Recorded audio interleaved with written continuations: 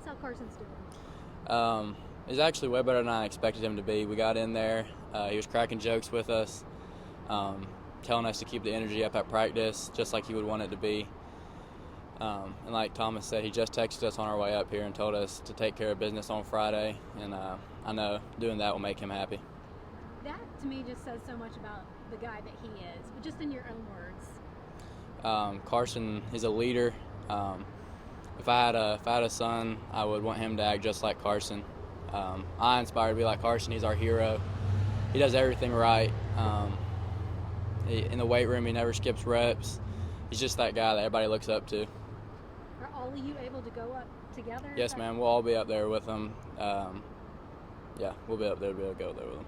And I know he's dealing a lot with medically, and the tests continue and things like that, and we're in touch with Mom too, but what do you want people in the community to know as they continue their support? I want them to know how Carson is, that he's a fighter, and he will never give up no matter how hard it gets.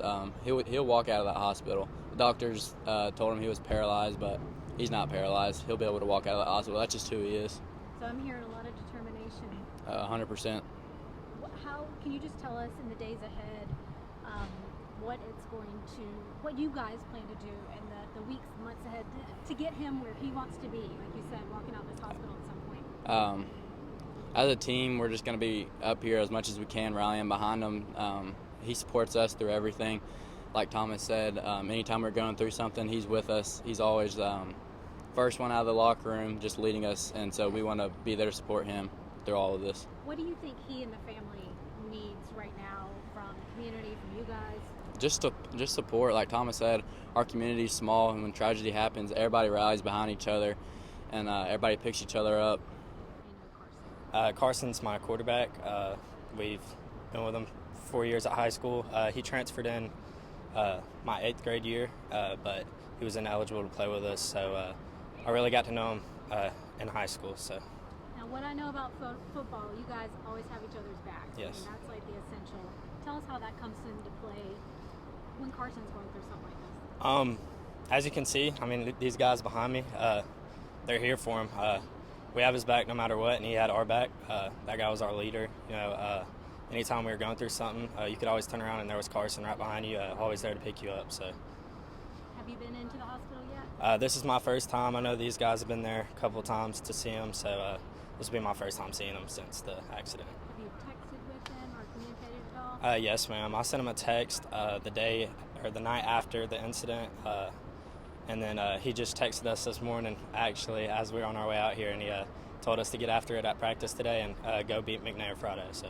Because you got homecoming this weekend. Yes, ma'am. The community's been rallying around their family as they kind of deal with this. What's that like, seeing that from the team perspective and knowing Carson's going to need so much support? Yeah, I think it's great.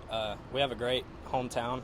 Bremen is a place where anytime tragedy hits or something like this happens, everybody's there to rally around and support the cause. So we have a really great city that helps rally around people. As you guys go up today, what's the goal? What do you want to bring up to Carson? Just bring him happiness, We love to see that guy smiling, whether it's in a time like this or whether it was just at practice like normal. That guy's happy, that guy's up, the whole team's morale is just through the roof. So sounds like a lot hinges on your quarterback. Right. Well, he came in my 7th grade year, and he was ineligible to play. I played my first year JV with him. He was a leader then. He's a leader now. He's very hardworking.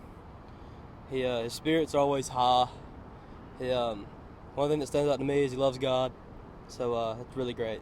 So he's got that faith, and he's got a lot of support. You guys showing up here today. What do you want to bring into that hospital room when you go up? Like you said, bring happiness. It can't be easy. Doctors telling you you're paralyzed.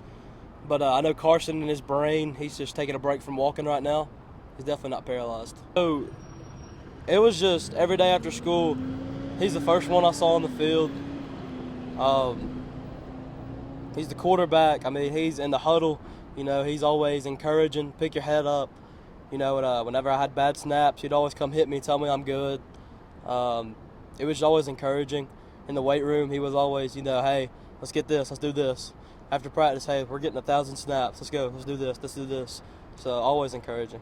So this sounds like a guy who's a leader on the field, really sets the example in a lot of ways in life. Is that accurate to say? Yes, ma'am. Very accurate, actually. Anything you want other people to know as they're watching, whether they're in your backyard in Bremen or elsewhere? Honestly, I believe in prayer. So I believe that with God anything is possible. You know, I mean, he made the blind to see, so he's definitely, I mean, there's nothing he can't do. So as long as we all stay together with Carson and with God, as long as Carson keeps his faith, I definitely believe that God will see us through.